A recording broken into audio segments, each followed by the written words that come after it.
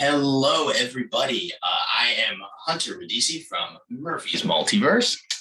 I got the amazing, wonderful, fantastic chance to interview the one, the only, Preeti Chhibber, the author of Spider-Man's Social Dilemma, out now. Go buy it. Go read it. Preeti is amazing. We sat down. We talked for an hour.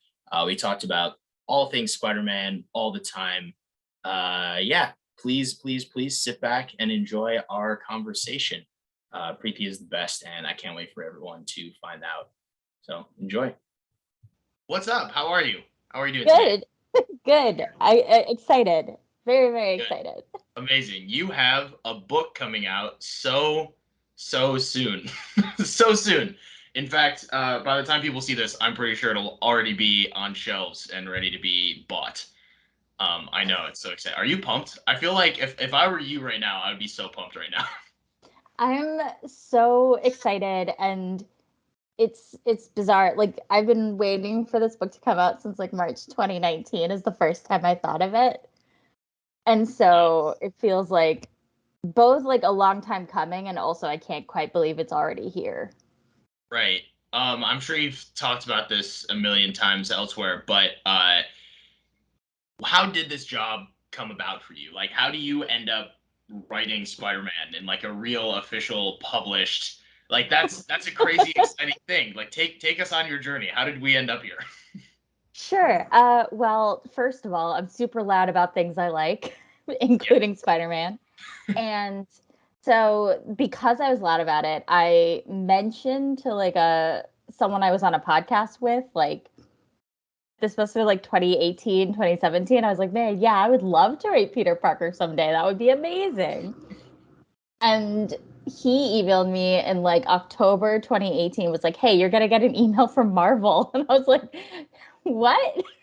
Yo. And so they reached out because they were looking for someone to write a tie-in novel for Spider-Man Far From Home.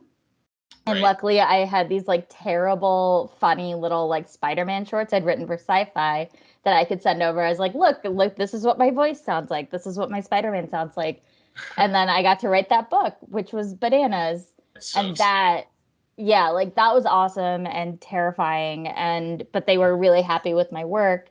And so about 4 months before that book came out, they were like, "Would you want to write an original Spider-Man trilogy?" Which That's I was like, "Me? Couldn't be. What? Did you mean to send this email?" You got just checking, kind of like keep refreshing for the oh, I'm sorry we made a mistake email. Yeah. Well, I'll tell you, I read the whole darn thing. It was so good. I flew through it because I was reading it every day. It became my on the way to anywhere, I would pull that book out and read it. I was always so excited every single day. It was so much fun, and I totally understand why that email was not a mistake. I will tell you that right now. Thank you. It was really great.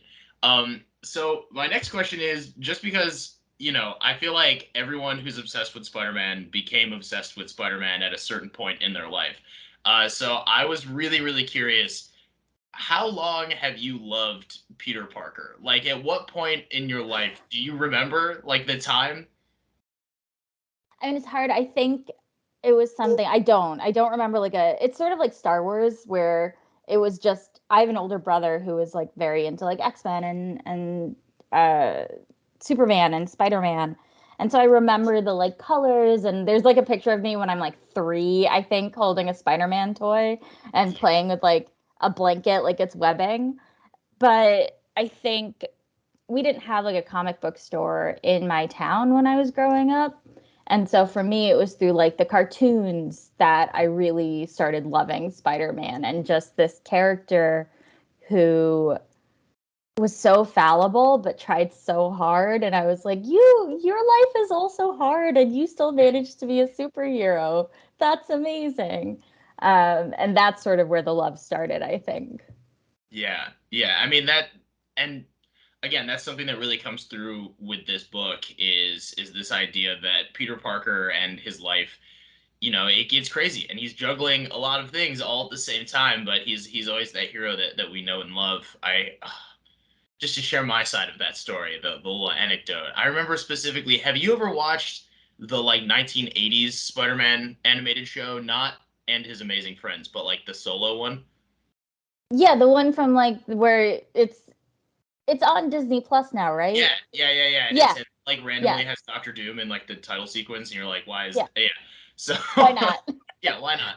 There's an episode of that where Peter has to fight the lizard who's like scheming up in the zoo because he's the lizard, and Peter has a cold, and the whole episode he has to like fight the lizard, but he keeps sneezing into his mask, and he's like, this is disgusting, and he like stops off at a pharmacy on the way to like save the world.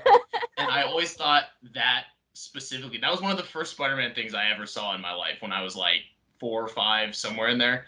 Um, and if that's not a Spider-Man story, like I Yep. don't know what is. that really Yes.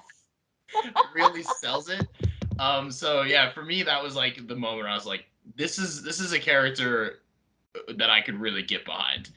Um, yeah, so you kind of touched on it a little bit earlier, but in the spirit of that, like what are your favorite aspects of Spider-Man? I know you mentioned that he's fallible, but when you're writing a character this iconic and a character this complex, like what are the aspects of his existence that you're really trying to focus in on and that you're trying to bring out in your storytelling?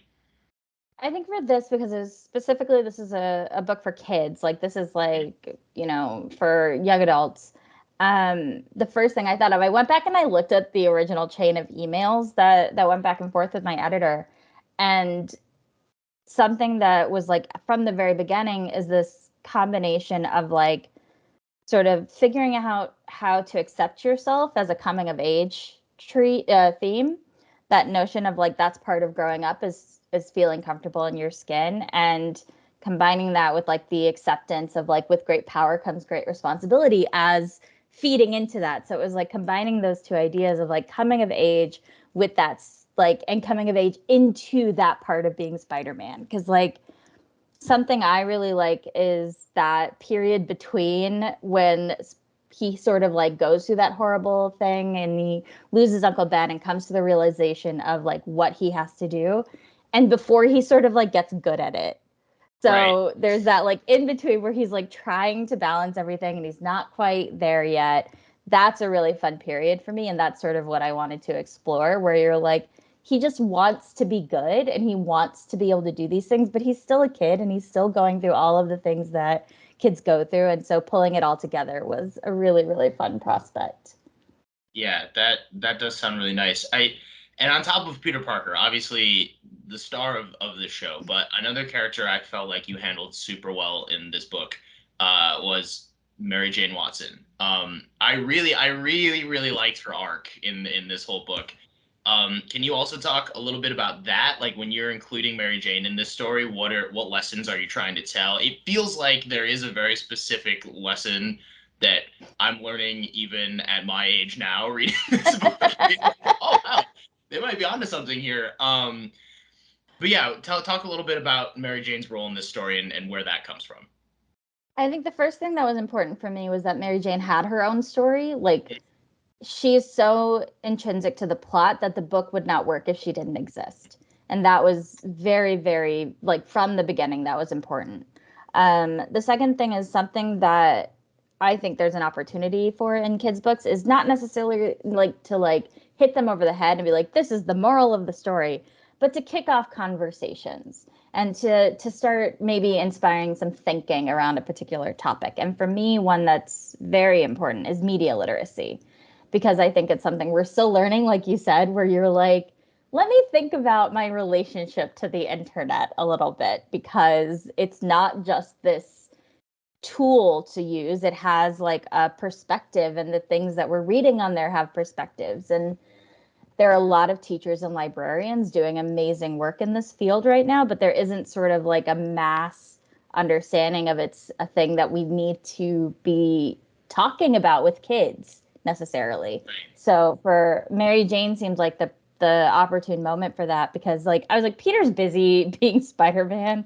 I don't know how much time he has to be Right. like on social. Unless he's off fighting like Video Man or something, which I guess could Yeah. be like a really He's good like like with arcade. yeah, Yeah, he's like off fighting Arcade, which even then seems kind of outdated. He's off fighting Arcade, who is now calling himself App Store. Oh God. Thank you. That's gonna happen. Yeah. Thank you for laughing at that because no one else needed to. Um,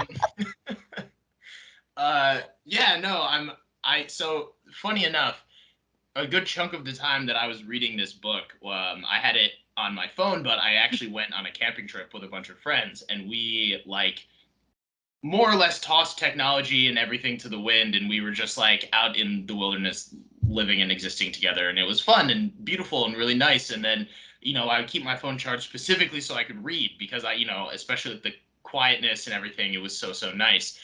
And it was so funny, like having ditched my phone and then I'm reading this book, and that's like kind of a thing they're talking about. And I'm like, no, this totally makes sense because I also feel way better right now that I've like thrown my phone away for a couple days. So I do think you might be onto something there. It was really good.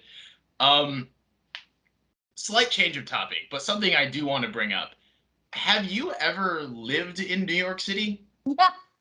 Okay, because there was stuff in this book where I was like, only someone who's lived here would be able to like pull this out. How long did you live in New York City for? I was there for a little over a decade. So I lived there from like 2000. I moved there in 2007 and moved out in 2019. Oh, okay, so not that long ago. No, Um, yeah. yeah, there's just some really specific locations that made me smile. Like as someone who I haven't lived in New York City that long, but as someone who kind of knows it here, I was like, oh, that's the right subway stop. Like I love those little details. I was like, I gotta get it right. You gotta get it right because New Yorkers will come for you if you I if you know. get it wrong. There was Um, like I kept being like trying to remember. Like I have visceral memories of like obviously being on the subway, but there were moments where I was like, this is the one that goes above ground, right? Because I also lived through the shift mhm. of like, there was like the JMZ when I was down there, or like whatever. And so I had to be like, is this one that goes above ground? Are they gonna make fun of me if I'm wrong? No, you nailed it because literally one of the exact routes that you write in detail about, like, is my daily commute. Oh, So awesome. it was super weird reading it. So I was like, is she following me around? What's happening here? Like, this is surreal. I was like on that train reading it, like, am I Yes. being watched right now? Um, but one of those locations that I do want to talk about. I don't know how many details we can get into with this book, but there's a specific museum that plays like a pretty big role in this. Yeah. It's a museum I've been to. It's a museum that I've spent a lot of time at, and I was just blown away that we had like a whole Spider-Man story surrounding it. Yeah. Are you able to talk about that? Are you able to kind of Yeah, like I think yeah? so. I think we could say it's the Museum of the Moving Image. At least Okay. I've said it. Yeah. Whatever. Yes, Museum of the Moving Image, a really great like cinema museum in Astoria, Queens. Another place that I used to live right next to, and it was really weird. But why the Momi?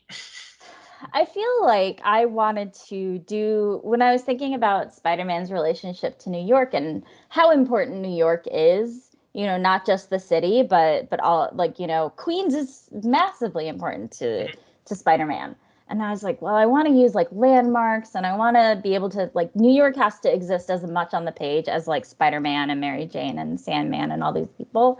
And I love the Museum of the Moving Image. It's one of my favorite museums in New York because I was like, I'm going to Right, use it. There was some back and forth about whether I was allowed, and right. but That was gonna be my we next question. there was like a brief moment where they're like, we have to check with legal to make sure that you can do this. Right. But I'm doing it, so Did you ever talk to anyone from the museum? Like, do they know? I don't know.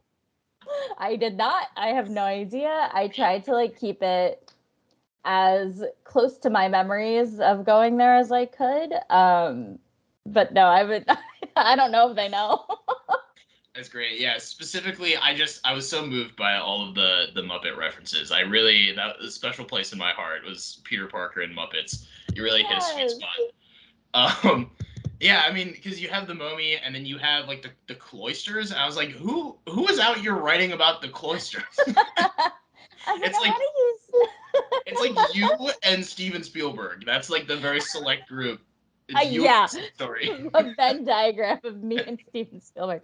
I just wanted to use parts of New York that didn't always get a lot of focus in comic media because they're not necessarily immediately recognizable. But that's the benefit of like a prose novel is I have the time to do it.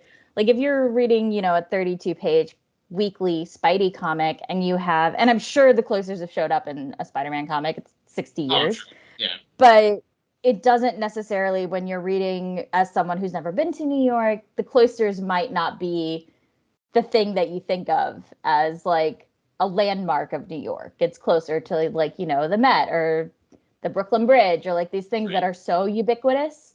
So I was like, let's go a little like off center for these. Yeah, no, it was really great. I enjoyed it very, very much. I also want to talk about okay, so something I love very dearly about Spider-Man are his villains. I think he has some of the just the best, most funnest villains in the game. And one of the ones that you chose for this novel was Sandman, Mm-hmm. who doesn't get the spotlight enough. Even having been in Spider-Man 3, I still feel like he doesn't get the spotlight enough. So I'm gonna ask you the very basic question of why Sandman? Is Sandman like a villain you've always really wanted to write, or did he just fit really well with the story you were trying to tell? I think he fit really well. I did think about, I planned out the 3 books when I was writing the first one, so I know who the villains are for all 3. I can say the Spot is the villain for the second one because I've already said that in public, and I was so it's like totally happenstance that Into the Spider-Verse 2 is using the Spot because I was Yeah, like, no one uses the Spot. I'm I gonna use the Spot. yeah, I wrote like a little like outline for a hypothetical story for a character that I will not name in case it ever happens someday. Uh, but the Spot was the villain for that too, and it was like I had the same thought. It's like I love the Spot. No one ever uses the Spot. It's so exciting. And then and then Into the Spider-Verse 2 was like, we're using the Spot and it'll never be niche again. And I was like, I oh, know because like I love the Spot. I mean, this isn't about the Spot. This is about Sandman, but we can talk about the this Spot. Let's I be know. Like I think one of like the best panels, the best villain panels are like Spider-Man punching into one of the spots and hitting himself in the face. It's amazing. It's Yeah, so good. visually he's just such a fun character. And there's so much you can So do with fun. him in like a million ways. Oh man. Yes. But yeah, so Sandman for the first book was he fit into the plot really well, and he was another one which like I agree with you, like because yes, Spider-Man 3, he's also a villain that people do know who he is. So if you haven't, you're not super well acquainted with Spider-Man, like he's Mhm. one that you've probably heard of before if you're Right. going into this book, because I wanted this book to be very easily accessible, even if you're not like you haven't read a million comics. Right. Um, and so he was just a great foil to Spider-Man for this book because I was focusing on things like anger and emotional responses and down on their luck sort of Yeah. pieces that Sandman ended up working really well for Right. that role. Yeah, no, that makes a lot of sense. I did you have to do because with Sandman's power set, I feel like there's some science that comes with that. And Yes. did you have to do like homework to write Oh Sandman? my God. Can I tell you how much homework this book involved? I will never Please do. like I why writing characters who are smarter than you is so hard. And I was like, I have to figure out so much science for I this know. book. Why did I do that? You know, why the heck would you create Dr. Shaw when you knew that was just going to be extra work for you? I literally was like looking up things like, I don't know what this means. Let me watch this 10-minute YouTube video from this kind scientist who just put it up from some school in like Canada. But there were beats with Sandman. I remember there's a scene where I needed to know if he had bones because I was like, I don't know. Does Yeah, I don't he? know either. Like Now that you bring it up. when he's like a humanoid, I know that he's sand technically. He's always sand. And he like Right. masks himself as a human, but I was like, is he just like dense sand that's covered in like a human shell? Like I don't Does he I don't fart? know. Does he like like how does that work? He really likes that like striped shirt and those colors. I Like, know. I don't I know. thought about that. Like, is that because he just loves that outfit and I refuses to guess change, or is it that like must be. part of the sand? Like that's what he was No, I wearing, think it's sand. I think it's sand. right? I know. I had to ask this question, and it's not something that you necessarily have to think about in prose when you're writing because it's all visual. Or I mean in comics when you're writing because it's all visual. Whereas in prose, I was like, I need to know Yeah, if I have him doing something and squeezing through things, if he's thinking about like his bones and his organs and then and right. what there were a lot of like questions I had to ask that I was like I wouldn't have thought about this if I wasn't writing this book. Right. Yeah, and I mean, until you read a Spider-Man story in prose, you also really don't think about it. And then you're reading it and you're describing what's happening to his body as he like goes through a grate. You're like, ew. That's gross. I know there's a line early on where Spider-Man's like thinking about his fight with him, and there's like a beat where Peter's in the sand and he's like, "Is this you? Yeah. This It's is a valid gross." question. You're like, what is going on?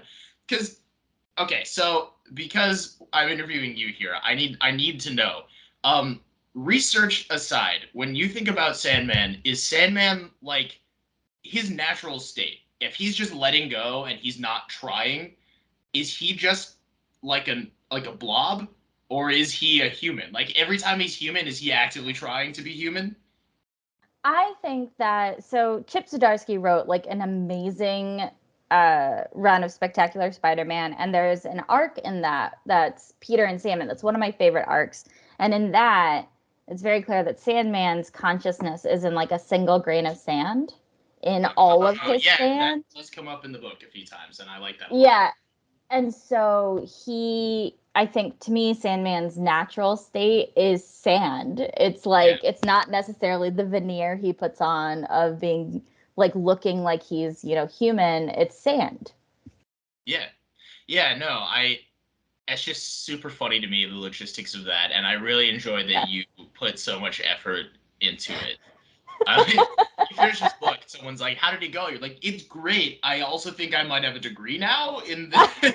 Like, I'm not You're like, really you really sure. have to understand how these things work that like clearly people were like, we don't need to know because I firmly believe that like it happens in comics because comics like you don't Yeah. need this long Oh yeah. explanation, right? Like, Batman spends his billions to fight crime just as a bat because comics. There's no other reason for it. However, there are points at which when you're writing a prose novel that there are certain questions that have to be answered for the sake of being able to write a sentence. Right. And sometimes those answers are really, really fun and kind of Yes. to get to. Um, oh man, that's really great. Yeah, so Sandman isn't the only villain in this book. Mm-mm. You have sort of a mysterious force working in the background, and a brief appearance by another sort of niche villain. I love niche Spider-Man villains, which is why like this made me super super happy. Um, but Beetle shows up. We can talk about that, Mm-hmm. right? Yeah. Um, all right, cool. So I like the inclusion of Beetle. I'm gonna ask you the same question. Why Beetle? This is gonna be the whole interview. It's like, hey, why did you do this? And some of my answers are going to be like, well, actually, it's like early on, I think one of the things about writing IP and writing, characters that have been around for a long time in the company that has like a clear understanding of how these characters should be used was I went a little ham on my first outlines. I think I had a scene where like he goes off against the like Sinister Six in the first book. And they were like, we get it. You're having fun.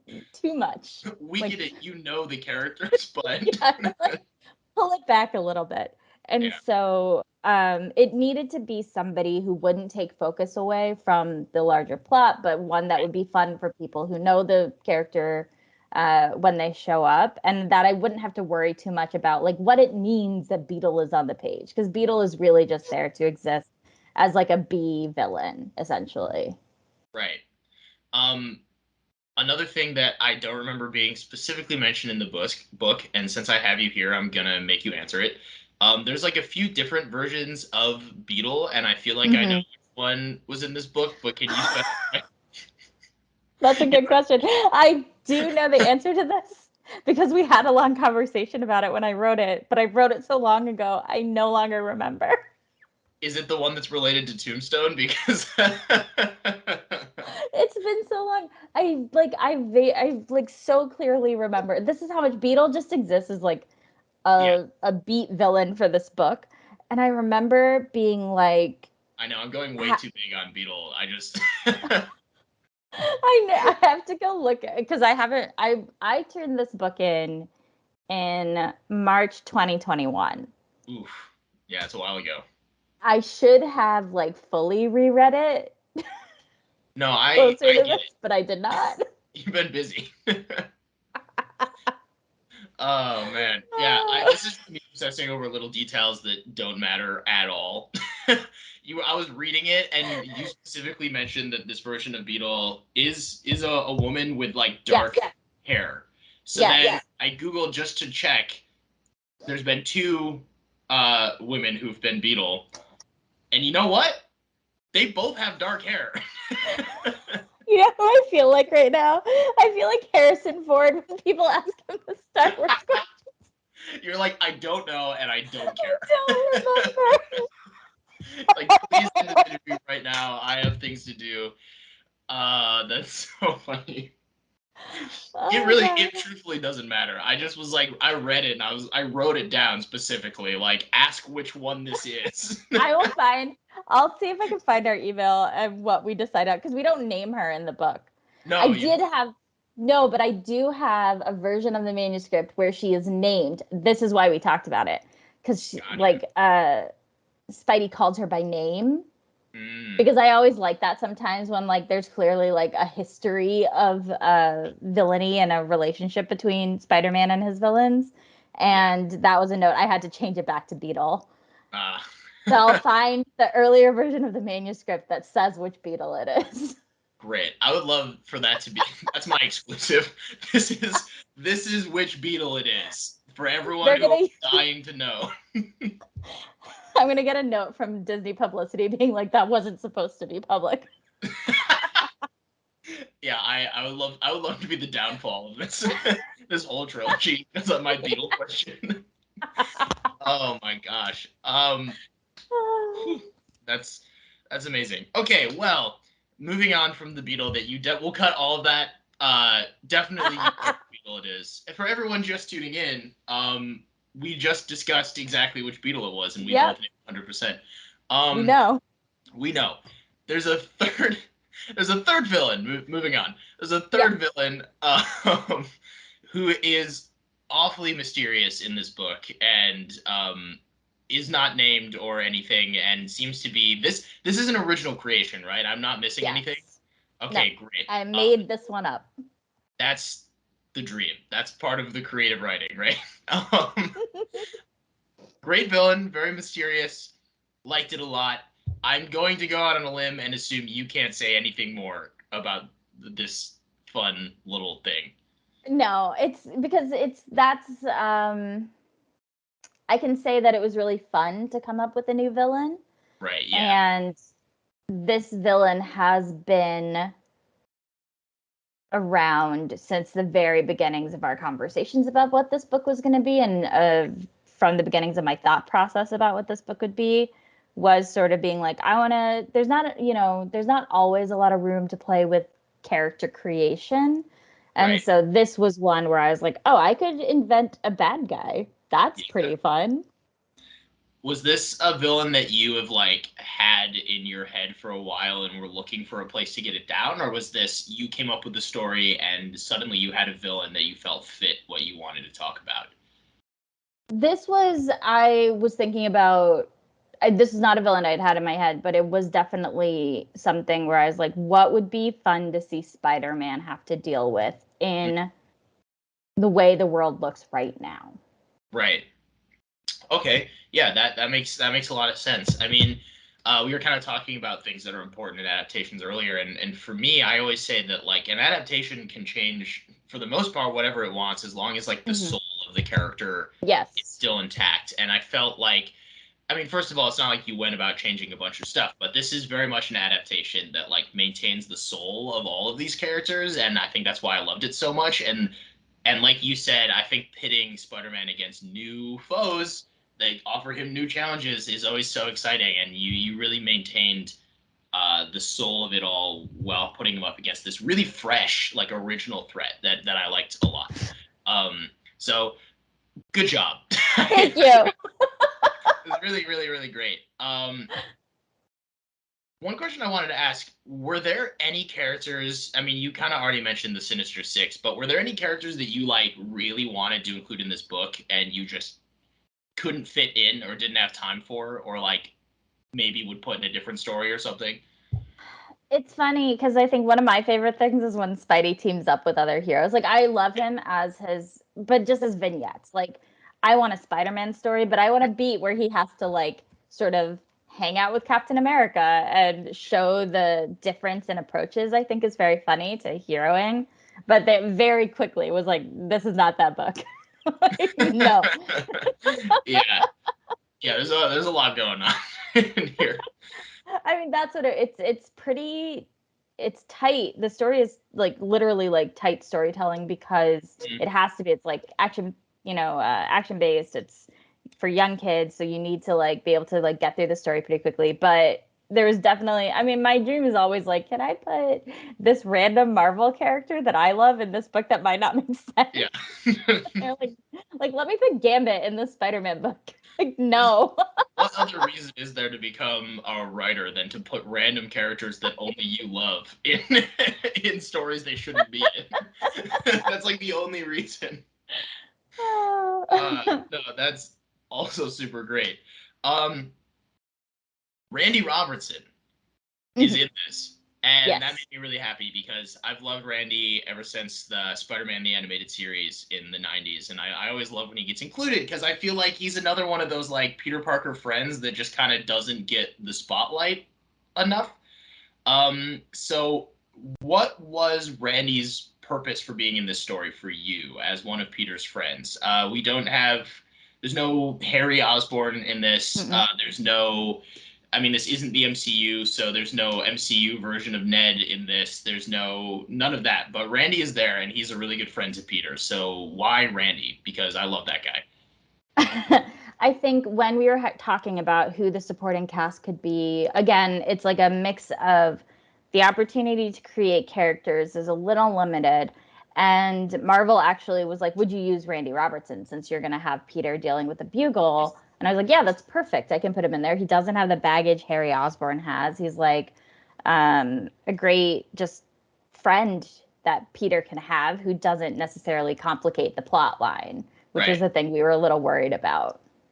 Right. So it's interesting how much is the collaboration with like Marvel themselves on a book like this? Like, I mean, I assume that they weren't hovering over your shoulder or anything, but it is No. interesting for me to hear that like they were the ones who suggested Randy. So like that's really cool. Was there a lot of that happening, or was it more on like the minimal side?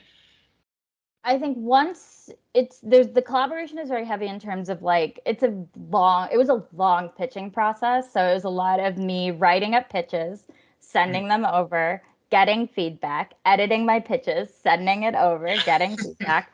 Um, so the story is all me. Like the story, the basic plot, the new villains, Sandman, that was all me. But there are moments for opportunity where the Marvel side comes in with like Randy Robertson or like um it's a lot of like that was the one big character suggestion I think that made it when they were Yeah. like use Randy and I was like okay yeah that's a good idea I'll use Right. Randy. But other than that it's a lot of them being like this is something that makes sense and that you can do this is something that they literally were like we can't have cameos from non-Spidey superheroes Right. like that's not something we want to do in this series and I was like that's fair like that's your call I am happy to have 100% Spider-Man focused story so it's more of like technical things like that I think that Gotcha.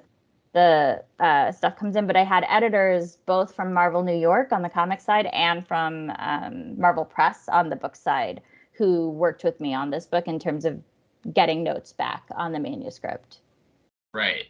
Yeah, that's really cool. And I mean, there seemed to be more than a few original characters for this, which, and Mm-hmm. I loved all of them. We already talked about Mystery Villain, but I kind of referenced Dr. Shaw earlier, who was a great addition. I always got so excited when he showed up in a chapter. I liked his conversations with Peter. Maya, I'm pretty sure, is an original character. Um, Mm-hmm. so all of those. I mean, Maya served the Mary Jane arc really, really well. But I feel like she also stands out as her own character super, super well Oh, too, good. which is great. Yeah, well, I finished the book and one of my first thoughts was like, I want to see more of some of these new characters, and Maya was up there. I really like the way that she kind of like challenges the status quo, and then like is really cool at the end. So tell me a little bit about Maya. Like, what was the thought process behind that creation? I think something that I had fun with the kids and being high school students was sort of shifting our understanding of what those dynamics might be. Like when I was growing up, high school fiction, like in movies or even in novels, was very coded. It was very like these are the cliques and this is what you have to deal with. There's the popular kids and the unpopular kids. And like that's not at all what my experience was like when I was in high school. Like there was like some of that in terms of like yes, there were cliques, but they weren't unbreachable. And like yes, there were popular kids, but they weren't like unapproachable. So I wanted to shift a little bit of that, but still have that like I'm making assumptions about you based on the few things I know and maybe I shouldn't have was I thought a fun sort of beat for Mary Jane to go through with a new character and let that new character also be a little snippy and be a little like she's not perfect. Right. So it allowed for like a complex relationship and a complex sort of like perspective on what this looks like rather than having people fill in, little boxes of what they're meant to represent. Right. And I think that that's a good point, especially, like you call them kids because they are kids. Yeah. And I think that people have gotten so used to Spider-Man stories and Spider-Man stories where he's an adult and Spider-Man stories where he's supposed to be a teenager, but he's played by an adult. And like that, you just kind of like get this idea that maybe they're older than they are. But like, I think it's totally viable to show kids reading these books. Like, it's okay to sometimes be snippy and just be Yeah. yourself and like learn from that because like at the end of the day they are teenagers and they're going through it and learning. So I was really happy to see um, all of that present in this book. Um, this is going to be another little. My brain just floated here. This is maybe another little niche thing that you definitely know the answer to. Sure. Okay. Um, no, there's talking about Doctor. You know what? Strike that. Um, Electro gets a brief shout out in this book. Yes. Um, Electro does get a brief shout out. And what I thought was really interesting was it sort of insinuated that Electro existed in this time. Doesn't matter. In this timeline existed before Spider-Man did. Or at least before Peter like put on the mask and was Spider-Man. So, my question Oh is god. this like a Gotham situation? Like, because I feel like in all versions of Spider-Man, he becomes Spider-Man and he's like, yeah, I'll just like stop some petty crimes, and then all of a sudden there's a bunch of these A-list supervillains, and he's like, crap, I was not expecting this. Um, and in this, it seems like by the time he became Spider-Man, there was already some like really bad guys going around out there in the world. Was that like a thing you thought of, or did you just throw that line out there for the sake of the story? And I'm just being annoying with this question. I mean, I did throw that line out there, but it is also something I think that I thought it was I mean, this is a because comics Yeah. answer, but I, with the way that the world exists right now, where we have all these like sort of like really frustrating things happening because of people who don't have to be making the choices they're making, I, part of me is attracted to the idea that villains are gonna exist. They can't just exist because a hero exists.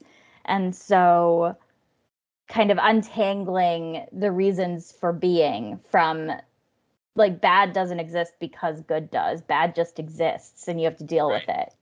And so it's a little bit of that sort of mindset that I have. That was a really good answer. Thank you. That was not a because comics answer. That was like a really nice, thoughtful answer. And I appreciate that. That was like perfect. That was great. Way better than anything I was thinking of and truthful. Okay, well, hopping on from that, are there okay, so you mentioned that the spot is in the sequel. I'm assuming that like book number 3 is way too far out to talk about at all, and that's fine. Um, how far along are you with the second one? Like when should we kind of like think about that? I have notes back on the manuscript. The book is written, so I am working on my first round of revisions right now. Cool. By which I got notes and I have not looked at them, and it's due in a couple weeks. And I think publication. I think we talked about it being a year between books, so the next one will come out next summer, I believe. Yeah, so soon-ish. Yeah. That's also a really good answer. So are there okay, this has nothing to do well, it has to do with your books and that it's a Spider-Man character, but this is more of just like a comment that I kind of want your opinion on. Mhm. Very random, but reading this book, the thought popped into my head that I feel like if I could choose for you to write a different Spider-Man villain, it would be Rhino. Why? I don't know. I think that you made like Sandman is traditionally like a dumb character. Like I don't want to use that word because he's not like dumb, but that's just like how he's normally portrayed, right? As sort Yeah. of like a meathead. Um, and you wrote him in a way that was so like interesting and like gave him like depth, right? And Rhino has always been a character that I love. Like he's one of my all-time favorite Spider-Man villains for some reason. I just something about him I really like. And I think it's because he comes off as like this brutish meathead, but I think deep down there's like a lot more to Yeah. him. And I just was reading this book and I was like, I bet you could pull that out of him. And I just wanted to like throw that out there that if you're ever thinking of a story in the future and you're like, what villain should I use? Just remember that Hunter says Rhino. Do Rhino. I think there might have been an early version of the script where he's mentioned at least. Like when Sandman gets out, I want to say they maybe had a conversation very, very, very early on in the process of talking about this. But it was one of those like you have too many characters Yeah. moments. But Um, I will keep it in mind. Like book 3, there's no there. The only thing that's been decided for book 3 is who the villain is. gotcha. But that doesn't mean there's not room. It doesn't mean But there's we'll not. see. We'll see. Yeah. And I'll get an honorable mention. And it'll be really fun for all of us. Okay. Another thing I really wanted to talk to you about was quips. Oh When yeah. Yeah, when you're writing Spider-Man, part of writing Spider-Man is also making sure that he's like a little bit funny when Yeah. he's beating up the bad guys. Was that something that you found really daunting? Like when you were writing the quips, did you feel the pressure of people really want him to be funny? This better be funny because they were funny. I'm gonna tell you that right Okay. now, but I've always felt like that might be a little daunting. No, it's funny because what's great about Spider-Man jokes is that they're not good jokes. Yeah. Like they're not. They're which are my favorite kind of jokes. They're like terrible, terrible dad jokes. And it's funny when I was writing Peter and Ned's Ultimate Travel Journal, which is the tie-in to Spider-Man Far From Home. That was like actually a really great crash course in writing other people's characters because I had in my head who Spider-Man was and who Peter Parker was, like who my Peter Parker was. And so I had this like through line in that book of like Peter making terrible jokes, and they were called PBJs, Peter's bad jokes. And thank you. But I got a That's what I'm note talking back. about. This is the exact level of. Yes. But I got a note back from the studio because that was one that had to go through Marvel, like Marvel Studios, being like, this is not a piece of our Peter. And if you watch the movies, it's true. Like, he's more of a straight man in the MCU movies than like this kind of quippy, irritating guy. Like, he's irritating because he's young, but he's not irritating because he's like, to other superheroes, I mean, because he's this like quippy kid who's like making fun of them while he's beating them up. It not truly. And so they were like, that wouldn't be a Peter thing. And I was like, oh, you're right. Okay. Yeah. But I got to put all that energy into my book, so it's fine. Yeah, I mean, that's the exciting part of this being like, this is your Spider-Man timeline. Like, that's so exciting. I'm so excited for you because I think that's so cool, and I feel like you just, like, you really deserve this. It's so cool. But I almost, well, you were again, I'm gonna keep coming back to your original creations because like I got the creator right here. Unless I missed something, okay. Pandemonia. Yeah, I did not invent Pandemonia. Pandemonia is a like thing? Yes. I was looking at I was just going through, and you'll find it on my Twitter where I'll like ask people who are your favorite like C or D list comic book villains, because there's so many. And so this isn't one someone recommended to me, but I read so many comics leading up to this. Like, I mean, I've read like a million Spider-Man comics, but I wanted to like, when I was like, I got to get into the voice, I got to get into the like head of some of these characters. She showed up in something. I don't even remember, but I was like, this is absurd. Absolutely. And I have to use her. Yeah. Like, I was so excited. I was like reading, and somehow I kind of like, I know a decent amount of like niche characters, right? Never heard of this character. No, and you can't. I read it like 4 times. I was like, Pandemonia, this is real. This is real. It's so funny. It's so good. And I was so thrilled to be reading about Spider-Man versus Pandemonia. You know, more character suggestions. I feel like Pandemonia could have like a sidekick named Pandemonium, and then like they would be such a force to be reckoned with. Okay, so we've kind of like brought up the sequel a few times. We know the Spot is the villain. Is there anything else that you would like the world to know about book 2 that you're allowed to talk about? I think I can say that the original villain threat will continue to grow and will continue to be something that he has to deal with, because that's in the book. Right. That's it. I think I can say that. All 3 books. All 3 of them. I would think I can say. All right. And another thing I really was kind of hoping to hear from you. I mean, it's come up throughout this, your passion for you know, what you want people to get out of this book is coming through. But if there was like 1 or 2 very specific messages, again, this is a kid's book, so like hopefully children will be reading it and getting something from it. What specifically are you hoping that they get out of this book? Like, what lessons were you trying to impart on them? I think that I hope one thing that I learned from Spider-Man, and so I hope that kids pick up from this book, is that it's okay to mess up. It's okay to ask for help. It's okay to, you know, if you make the wrong call, it's okay to like go back and be like, I was wrong about this, and figure out how you can fix it. Because I think those are all things that are emblematic of who Spider-Man is. It's no matter what you do, the goal is to always try to do good. Right. Yeah, no, that's really great.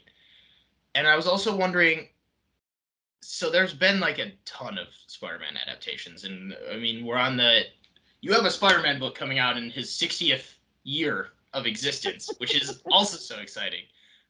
Were there any other like adaptations or any specific runs in the comic or anything that you looked at and were like, this is what I want to emulate with my version of Spider-Man? I mean, I know you mentioned the Chip Zdarsky run earlier with the grain of sand for Sandman, but for like Peter Parker and Mary Jane, were there versions of those characters that you were like, I want mine to feel like that? The SpiderMan PS4 game, which is my favorite Spider-Man movie. It's so good.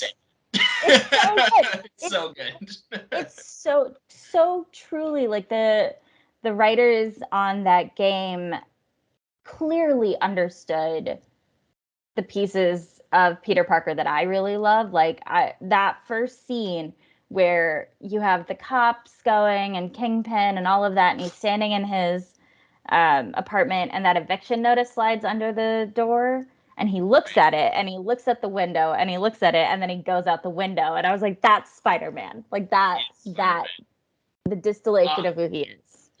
That was the correct answer. I feel like it wouldn't come up on my phone if I like put it up here, but I have like I have an actual note that I wrote on my phone that was like, when I was reading this book, especially the chemistry between Peter and MJ, yes. I specifically thought like this could be in that universe. Like this story could take place in those like first 8 years before the PS4 game starts. I actively thought about that game. So I'm so excited that we're both on the so same. Good. It's so good. And like the MJ stuff in that game is so good. I feel like they really found a way, like absolutely inspired me to be able to write her story so independently of Peter's. Yeah. Such a good game and such a good story. Let's just turn this into a review of SpiderMan PS4. It's just gonna be this. It's just this for like a whole long period of time. Yeah, no, I definitely got a lot of that out of there. Especially I was in another random side note. I was in Grand Central Station for like the first. Somehow I had never been inside of there, and there's like that whole level in the game with MJ and Peter, and like yeah. I was looked at my friend. I was like, I don't mean to alarm you, but there's a very important video game level that takes place in this iconic location. And he's just like pointing out, I'm like, and that's where Spider-Man drops from the ceiling. And they're like, what are you talking about? It's like, you don't understand history. It's fine. So yeah, that I think that you really nailed that. And I saw that come out a lot. But yeah, I mean, is there any? I really want, especially kind of towards the end here, this to be like an open floor for you a little bit too. Like, is there anything to do with this book that you just really want to talk about, or that you really want the people to know that like no one has asked you about yet? Are there any little tiny details that you are like really proud of being in this book besides the Muppets? I mean, I think what's nice, what is nice is the people who've read the book are really picking up on how important it was for me to include New York as a character. Like the Mary Jane stuff is so important. But one thing for me, and I commented on it earlier, is the accessibility point.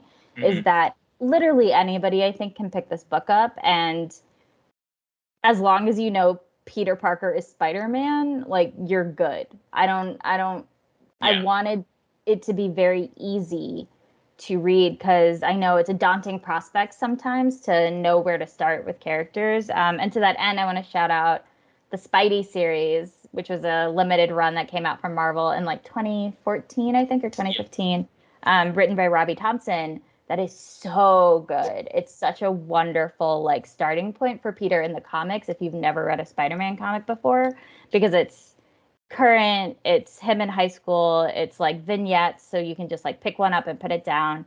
And that was like very, very important to me for this book, that literally anybody can pick it up and read it, and I hope have a good time. Yeah. I lied when I said that was the last question because I just okay. Something else. J. Jonah Jameson. Oh right, yeah, we didn't talk about the Bugle. I want to talk about the Bugle just briefly. Your JJJ is so spot on too, and I love reading a voice in all caps. Like that's such a fun little thing. He's one of my favorite Spider-Man characters too, because I do think he has, to make this more succinct, like your book gives Jameson somewhat of a chance to be like a good person deep down, where I feel like a lot of modern Spider-Man stuff leans more towards like he's terrible. Like, but I always really liked that. Like, you see it in the original Sam Raimi Spider-Man movie, and you see it in like the original comics and all that stuff, where like he's a jerk and he's really like bullheaded, but deep down, like he cares about his staff and he wants the best for everybody, and like he's not trying to get anybody hurt. And like aside for when he makes Scorpion, and like like We'll like just all put that that stuff. aside. Let's like tuck that aside for the point of this. But I did see that in this book, and I was wondering if that was something that you thought about when writing Jameson. If you were like, this guy is a menace, or if you kind of wanted to include that soft side in there a little bit. I think for me, it was important to include the soft side stuff, not necessarily because, like, I do think J. Jonah Jameson, when he's written well, gets to be very complex. And to bring up like Zdarsky again, like Chip Zdarsky has a great few issues with J. Jonah Jameson. And even you see it in the Ultimate Spider-Man comics. You see it in, like you said, the classic comics, where he has this like absurd obsession with Spider-Man, but he is the owner of this newspaper. He is the editor in chief of this newspaper. He is the like primo writer of this newspaper in so many versions for a reason. And Right. so when you're writing a book, like, he can be a cartoon to a certain extent, but it gets to the point where you're like, why are these characters dealing with them? Like, Right. why would anyone put up with this? So there has to be a level of balance. So that was actually very fun to write, with like having this young reporter that Peter is sort of under, Kayla Ramirez, who is a original creation, and having her sort of have to exist in that space and be like, this is ridiculous. Like, why is it this way? Why do we have to keep working with it being this way? Exactly. Yeah. So that was my last question, and you answered it beautifully as well, like with everything else. Thank you so much for taking the time to talk with me, to tell everyone about your wonderful, wonderful book, which is called Spider-Man's Social Dilemma. I feel like we somehow went all this time without actually saying, look, there it is. That's the book. It's a That's Spiderific the book. adventure. And your name is on the cover. That's so cool. Yeah, so everybody, that comes out. I mean, again, by the time this is out there, it'll be out. I think tomorrow, right? From the time we're Tomorrow, yeah. so yeah, go buy it. If you have a kid that you think will like Spider-Man or likes Spider-Man, I promise you it is 100% worth it. It's really, really great. Um, any closing remarks? Just please buy my book. Please buy her book. That's the moral of this Thank story. you.